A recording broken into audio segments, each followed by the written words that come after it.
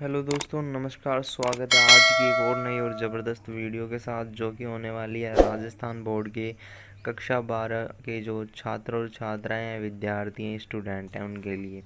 तो उनके लिए ये वीडियो रहने वाली है और इस वीडियो में आप सभी को पता चलेगा कि हिंदी में कौन सा चैप्टर कितने नंबर का है, मतलब कौन सी बुक कितने नंबर की है और दूसरी बुक कितने नंबर की है। इसके साथ आपकी ग्रामर के कितने नंबर मिलेंगे और जो पैसेज हैं वो कितने नंबर में आएंगे। इस तरह से आपका अंक बार रहेगा। सभी चीज़ें यहाँ पर आप डिस्कस करेंगे। तो चलते हैं वीडियो में। ठीक है, ओके। तो ये जो वीडियो है वो आपके सिलेबस से रहेगी और हिंदी अनिवार्य का ये सिलेबस रहेगा। ठीक है, किसका? हिंदी अनिवार्य का।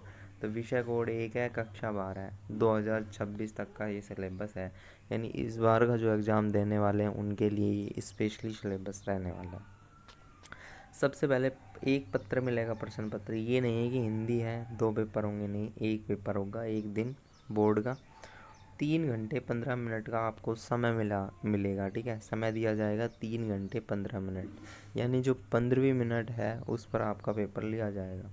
उसके बाद है आपका प्रश्न पत्र के अंक, वो है आपके 80।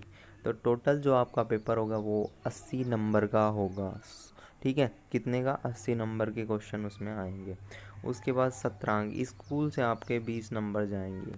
तो 80 में जब 20 जोड़ेंगे तो टोटल नंबर आपके हो जाते हैं 100। ठीक है, इस तरह आपका 100 नंबर का पेपर बनेगा। लेकिन जो 80 नंबर के जो क्वेश्चन है, जो पर्सन है, वो बनेंगे कहाँ से और आएंगे कैसे और कितने नंबर की क्या है, ये चीज़ अपन देखने वाले थे। तो ये देखेंगे पहले। तो सबसे पहले आपकी जो हिंदी है उसको 5 भागों में डिवाइड किया है। तो पहला भाग है अपठित बोध। इसके अंदर देखो क्या होता है, ये अपठित बोध होता है ना, उसके अंदर हमेशा ऐसी चीज़ें आती है जो आपने ना पहले कभी देखी है और ना कभी किसी से सुनी होगी। ठीक है, ये बिल्कुल एग्जैक्टली नई चीज़ें निकाली जाती है। इनका आपको एक फॉर्मेट, एक तरीका सीखा जाता है। उसके बाद आप इसको कर सकते हैं। जैसे कि सपोज़ कीजिएगा यहाँ पर एक पैसेज, 2 पैसेज आएंगे इससे 12 नंबर के। ठीक है, तो वो आपको कर देना है। ठीक है, पैराग्राफ जिनमें से आंसर ढूंढ ढूंढ के आपको लिखना है। उसके बाद चीज़ नंबर सेकंड जो पॉइंट है वो ये है कि रचनात्मक लेखन। इसके अंदर देखो क्या आता है, रचनात्मक लेखन के अंदर आपके पत्र आ जाएंगे। ठीक है, अभिव्यक्ति और माध्यम के कुछ क्वेश्चन आ जाएंगे, पत्र प्रारूप है ना, ये सारी चीज़ें। ठीक है, विज्ञप्ति वगैरह ये। उसके बाद आ जाता है नंबर 3, व्यावहारिक व्याकरण। इसके अंदर देखो क्या होता है, ये बेसिकली जो व्याकरण होती है हिंदी की वो होती है, जैसे शब्द शक्ति हो गई, अलंकार हो गया। ठीक है, शब्द शक्ति हो गई और अलंकार हो गया। ठीक है, ये बेसिक चीज़ें यहाँ पर आपकी आएंगी। उसके बाद यहाँ पर जो नंबर 4 का जो पॉइंट है वो मैं इन दोनों को दे रहा हूँ कि जो पाठ्य पुस्तक है आरो भाग 2 और वितान भाग दो इसलिए क्योंकि ये कक्षा 12 के लिए है।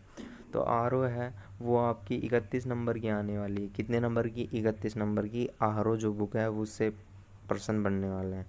अब 31 नंबर में क्या क्या पूछेंगे वो आपको आगे मैं बताऊंगा। और जो वितान है जिसमें जूझ है, सिल्वर वेंडिंग है, अतीत के दबे पाँव हैं, वो आपकी 11 नंबर की रहेगी। ठीक है, तो चलते हैं थोड़ा सा और एक्सप्लेन करते हैं।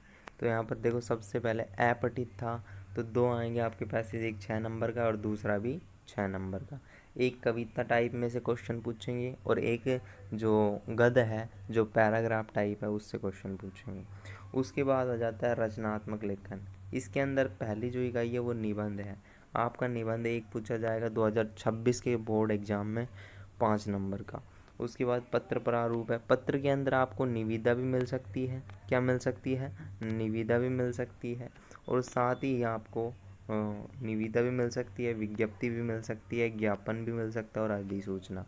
और मैं, आप कमेंट करोगे तो ये भी बताऊंगा आने वाला क्या है। ठीक है, तो ये आपका 5 नंबर का रहेगा। उसके बाद अभिव्यक्ति और माध्यम, भाई इसका बहुत ज़्यादा रोल है, तो इसको भी आप पढ़ के जाना। पासबुक में सब इनके सभी क्वेश्चन मिल जाएंगे और मैं भी सीरीज चला दूंगा। ये टोटल आपकी 8 नंबर की रहेगी। ठीक है, इसको पढ़ लेना है। ये अलग से एक बुक चलती है राजस्थान में, हर स्कूल में मिलेगी उसमें।